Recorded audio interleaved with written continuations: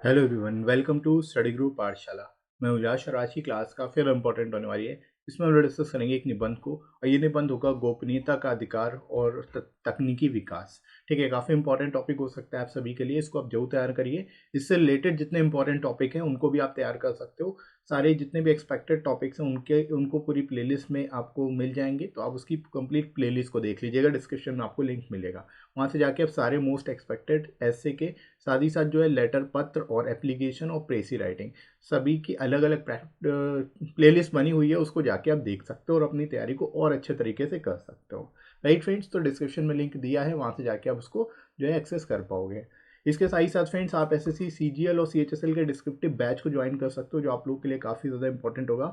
इसमें आपको complete study करा दी जाती है। यहाँ पर आपको इवेल्युएशन क्लास भी होती है और डेली टॉपिक का डिस्कशन भी होता है। तो आपको काफ़ी कुछ सीखने की चीज़ें मिलेंगी, साथ ही साथ आपकी क्या गलतियाँ हो रही वो भी आपको पता चलेगी। आपकी कॉपी का इवेल्युएशन भी होता है और आपको फीडबैक भी दिया जाता है। राइट, तो कंप्लीट डिटेल्स आपको डिस्क्रिप्शन में मिलेगी, वहाँ से जाके आप इसको देख सकते हो, उससे रिलेटेड डिटेल्स, और इस बैच को भी इनरोल कर सकते हो। डिस्क्रिप्शन में ही लिंक दिया गया है।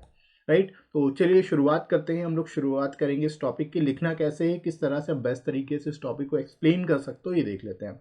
शुरुआत दोस्तों हम लोग यहाँ पे करेंगे इंट्रोडक्शन से। कैसे लिखना है ये देखते हैं कि इस नए इलेक्ट्रॉनिक युग में गोपनीयता हमारे समाज की सबसे प्रमुख समस्याओं में से एक है, जो हमारी पूरी जिंदगी को बड़े पैमाने पर प्रभावित कर रही है।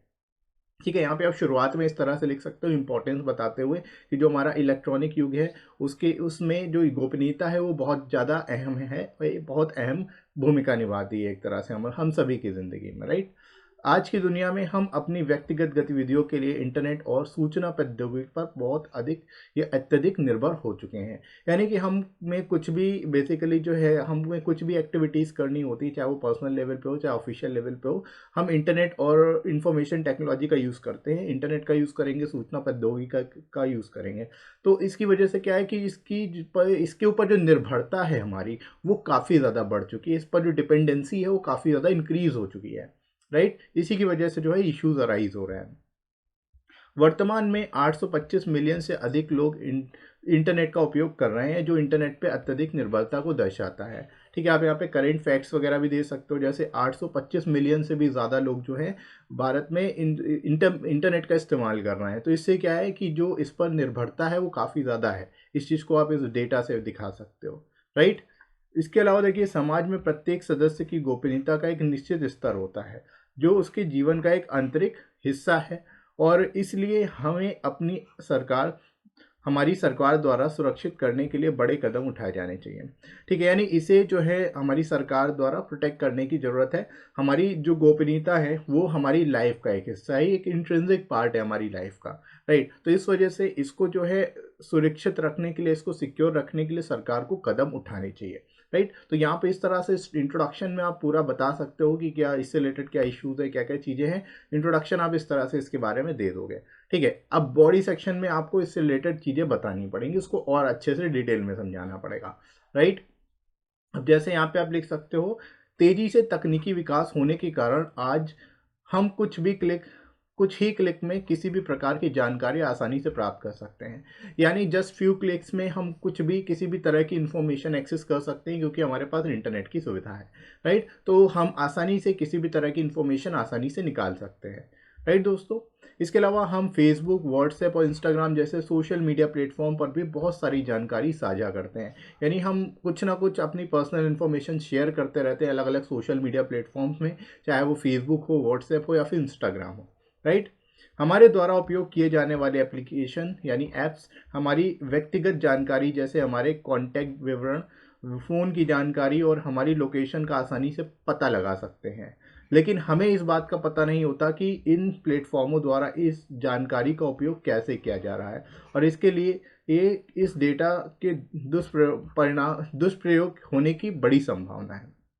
ठीक है दोस्तों, यहाँ पे आप बता सकते हो कि जो हम एप्लीकेशंस यूज़ करते हैं, जो आप ऐप्स यूज़ करते हैं अपने मोबाइल में, अपने लैपटॉप में, अपने कंप्यूटर में, जो एप्लीकेशंस यूज़ करते हैं उसमें वो कहीं ना कहीं हमारे कुछ लेवल जो हमारी प्राइवेसी उसको कहीं ना कहीं ब्रीच करती है, क्योंकि उसमें किसी ना किसी तरह की इन्फॉर्मेशन हमें देनी पड़ती है, चाहे वो कॉन्टैक्ट डिटेल्स के फॉर्म में हो। कुछ एप्लीकेशन कॉन्टैक्ट डिटेल्स आपके रीड कर सकती हैं, फ़ोन की जानकारी हासिल कर सकती हैं, साथ ही साथ आपकी लोकेशन का भी पता लगा सकती हैं।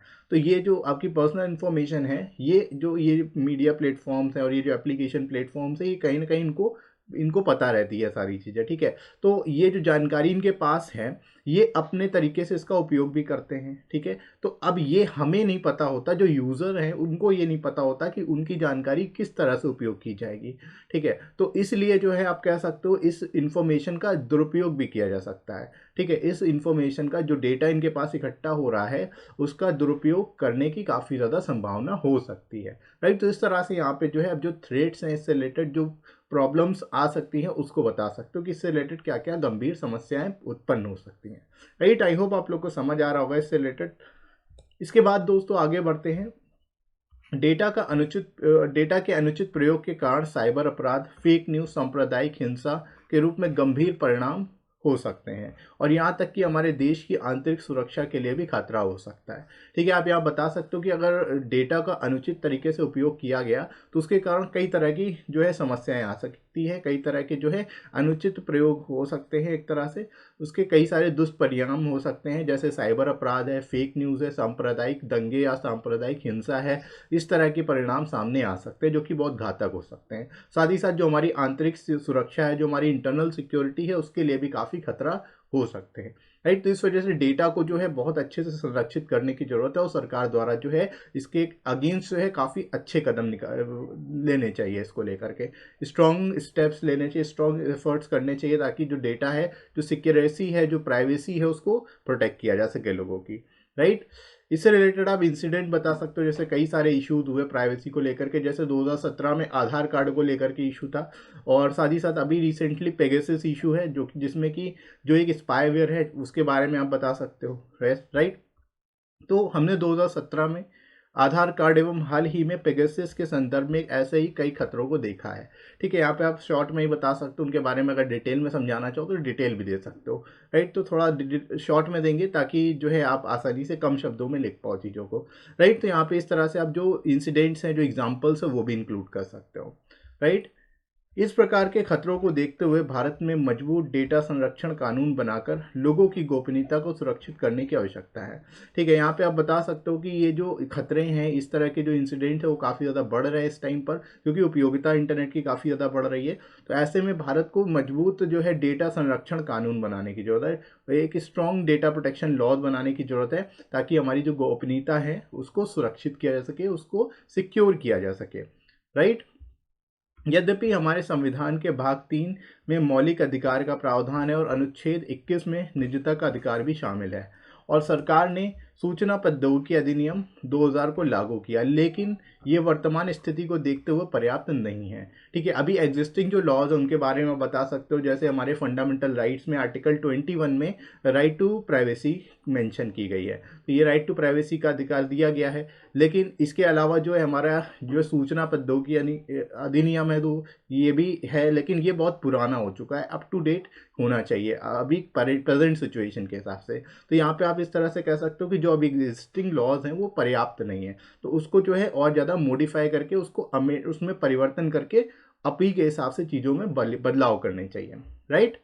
इसके अलावा लोगों को इंटरनेट से संबंधित खतरों के बारे में जागरूक करने की ज़रूरत है, यानी लोगों को जागरूक भी करना चाहिए कि इंटरनेट पे किस तरह के खतरे हो सकते हैं, और वे अपने डेटा को सुरक्षित करने के लिए एंटीवायरस और बेहतर पासवर्ड का उपयोग करने जैसे उचित सुरक्षा उपायों का प्रयोग कर सकते हैं, ठीक है। आप यहाँ पे सजेशन भी दे सकते हो कि उन्हें क्या करना चाहिए इसके रिस्पेक्ट में, कि अपना डेटा संरक्षित करने के लिए वो एंटीवायरस सॉफ्टवेयर्स का यूज़ कर सकते हैं, साथ ही साथ जो है पासवर्ड स्ट्रॉन्ग बनाएं, ताकि जो है ऐसा कोई भी इंफॉर्मेशन उनकी लीक ना हो या हैक ना हो, ठीक है। तो ये यहाँ पे आप सजेशंस भी दे सकते हो कि क्या करना चाहिए प्रेजेंट सिचुएशन के हिसाब से, राइट। इसके अलावा देखो, लोगों को जागरूक करने के लिए डिजिटल साक्षरता कार्यक्रम भी आयोजित करने की ज़रूरत है, यानी डिजिटल लिटरेसी प्रोग्राम्स भी लागू करने की ज़रूरत है, उनको भी शुरुआत करने की ज़रूरत है, आयोजित करने की ज़रूरत है, ताकि जो है लोगों को साक्षर किया जा सके, डिजिटली साक्षर किया जा सके, ताकि लोग जो है इंटरनेट के बारे में अच्छे से जान सकें, उनसे रिलेटेड जो जो थ्रेड्स हैं उनके बारे में उनको पता हो सके, राइट। इसके बाद देखिए, चूंकि तकनीकी विकास हमारे समाज के लिए एक वरदान है, लेकिन दूसरी ओर यह हमारी गोपनीयता और व्यक्तिगत जीवन को भी बड़े स्तर पर प्रभावित कर सकती है। ठीक है, तो यहाँ पे इस तरह से इसको आप कंक्लूड कर सकते हो ओवरऑल बेसिस पे कि तकनीकी विकास हालांकि खराब नहीं है, तकनीकी विकास हमारे समाज के लिए एक विज्ञान साबित हुई है, वरदान साबित हुई है, लेकिन अगर इसका सही तरीके से उपयोग नहीं किया जाएगा, गलत तरीके से अगर इसका उपयोग किया जाए, तो ये हमारी व्यक्तिगत जीवन के लिए साथ ही साथ जो है हमारी गोपनीयता के लिए एक बहुत बड़ा खतरा भी बन सकता है। राइट, तो ये इस तरह से आप इसको कंक्लूड कर सकते हो, बेस्ट तरीके से इस टॉपिक को एक्सप्लेन कर सकते हो। राइट दोस्तों, आई होप आप लोग को समझ आ गया होगा इस तरह के टॉपिक कैसे लिखना है, कैसे आप इसको एक्सप्लेन करोगे जब भी कभी भी इस तरह का टॉपिक आपसे पूछा जाएगा। और ये टॉपिक भी पूछा जा सकता है, इस वजह से अच्छे से जरूर तैयार कर लेना। और पहले के सारे वीडियोस को देख लीजिएगा, डिस्क्रिप्शन में लिंक मिलेगा, वहां से जाके आप इसकी पूरी प्लेलिस्ट को देख सकते हो। राइट, सारे इंपॉर्टेंट एसेज आपको उसी प्लेलिस्ट में मिल जाएंगे। इसके साथ ही साथ फ्रेंड्स, आप इन बुक्स को ले सकते हो जो आपको हिंदी इंग्लिश दोनों मिल जाएगी। आप अपने मीडियम के हिसाब से ले सकते हैं।